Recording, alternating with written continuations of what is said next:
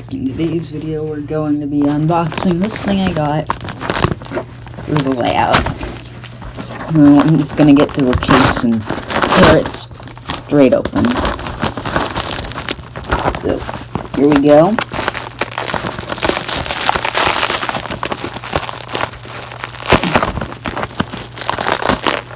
This is something I bought for a project, too. Let me get my knife.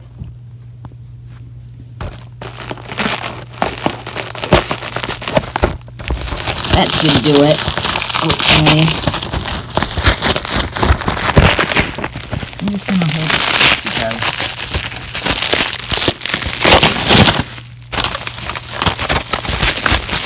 I have lots of things I want to squish, but here it is.